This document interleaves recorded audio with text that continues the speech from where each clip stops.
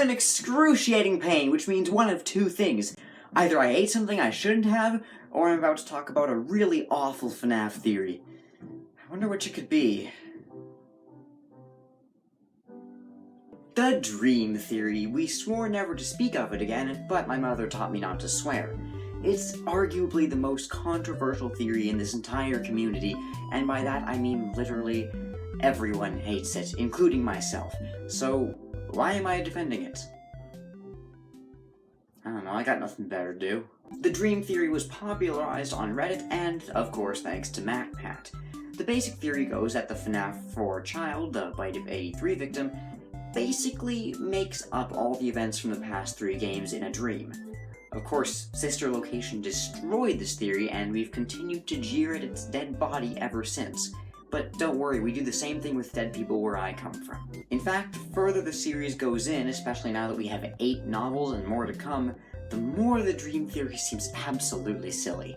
However, recently I've been researching various theories for my new series, FNAF Explained, where for new fans I explain the basic lore of these games, and for older fans I delve into deeper mysteries.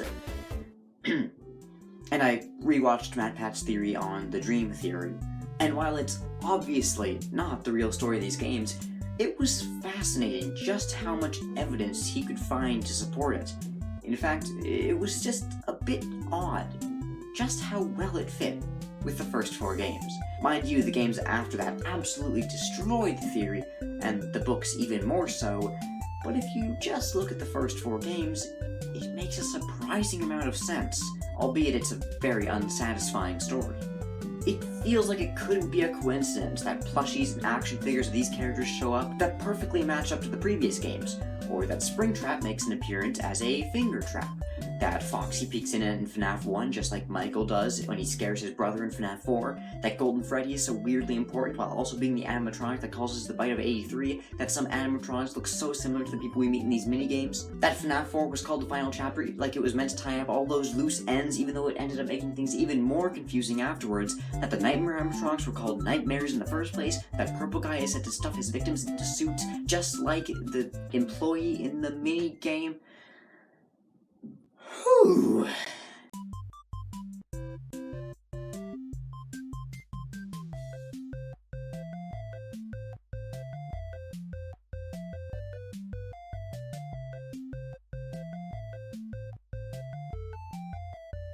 Now, obviously, I still don't believe this theory is remotely accurate, and it has tons of plot holes. It absolutely is just a coincidence that it matches with previous games so well, or if anything, it's just a series of neat references. Or is it? Hey, Vsauce! Michael here. What's normal? Are you normal? Here's where the reason for all the dislikes I'm about to get comes in. Here's my theory. While I don't think the dream theory is true, I'm beginning to think it was true. Let me explain. With all the evidence there is, albeit a lot of it is circumstantial, I feel like the dream theory very well could have had some basis in fact. So let's say, as a brain teaser, that it was true when FNAF 4 came out and was what Scott intended. Well, what changed?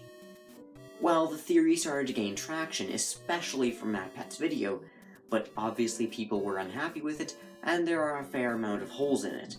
And in the end, it was just unsatisfying. Assuming that it was the accurate theory Scott had created after seeing the huge backlash he received, and realizing that the theory was so unsatisfying. And even though FNAF 4 was meant to be the final chapter of this huge revelation, it wasn't a huge revelation people wanted. And he created Sister Location to retcon it and make it a better, more fleshed out story. Honestly, this doesn't seem too far-fetched to believe. I could just be convincing myself of an elaborate lie, and I probably am, but that's what makes these theories so fun. The whole point of creating these theories is to poke and prod at our favorite stories, and try to see them from a new light. Whether they turn out to be incredibly right or despairingly wrong, it's fun to speculate, and ultimately I don't care whether the dream theory was true or not. It's not anymore, and it's always fun to look back at and talk about. Well, that's weird. I talked about the theory and I'm still in incredible pain. This happens every time. But if my pain isn't because I was about to defend a really bad theory, that means either I ate something I shouldn't have.